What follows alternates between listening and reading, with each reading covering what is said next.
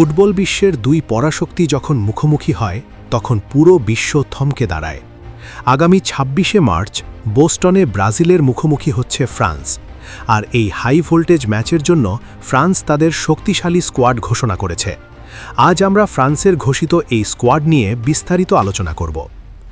গোলবারের নিচে যথারীতি অভিজ্ঞ মাইক মেইনান থাকছেন প্রধান ভরসা হিসেবে, তাকে ব্যাকআপ দিতে থাকছেন শেভালিয়ার এবং সাম্বা। রক্ষণভাগে কোচ বেশম এক ঝাঁক তারকাকে ডেকেছেন। লুকাস হার্নান্ডেজ ও থিও হার্নান্ডেজ দুই ভাই স্কোয়াডে আছেন।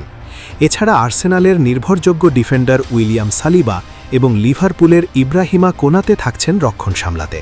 তবে জুলস কুন্দের বদলে লুকাস ডিনে এবং মালো গুস্টোর অন্তর্ভুক্তি রক্ষণকে আরও গতিশীল করবে। মাঝমাঠে ফ্রান্সের শক্তি এবার দেখার মতো। অভিজ্ঞ এনগোলো কান্তে ফিরেছেন তার চিরচেনা রূপে।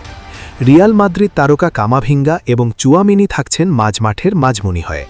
এছাড়া তরুণ তুর্কি জাইরে এমেরি এবং আদ্রিয়ান রাবিয়টের উপস্থিতি ফ্রান্সকে ব্রাজিলের শক্তিশালী মাঝমাঠের বিপক্ষে বাড়তি সুবিধা দেবে। আসল লড়াইটা হবে আক্রমণভাগে। ফ্রান্সের এই স্কোয়াডে ফরওয়ার্ড লাইনে রীতিমতো নক্ষত্র মেলা বসেছে। দলের অধিনায়ক কিলিয়ান এমবাপ্পে তো আছেনই, তার সাথে যোগ দিচ্ছেন উসমান ডেমবেলে এবং মার্কাস থুরাম। তবে এবারের স্কোয়াডের সবচেয়ে বড় আকর্ষণ হল তরুণ প্রতিভাদের ভিড়। মাইকেল ওলিস, চেরকি এবং একিটিকের মতো তরুণরা ব্রাজিল ডিফেন্সকে নাচিয়ে ছাড়তে প্রস্তুত। বিশেষ করে বায়ার্ন মিউনিখের ওলিসের ড্রিবলিং ব্রাজিলের বিপক্ষে বড় অস্ত্র হতে পারে। আপনাদের কি মনে হয়, এই শক্তিশালী ফ্রান্সকে কি ব্রাজিল আটকাতে পারবে, নাকি এমবাপ্পের গতির কাছে হেরে যাবে সেলেসাওরা? আপনার প্রিয় একাদশটি কমেন্ট বক্সে লিখে জানান।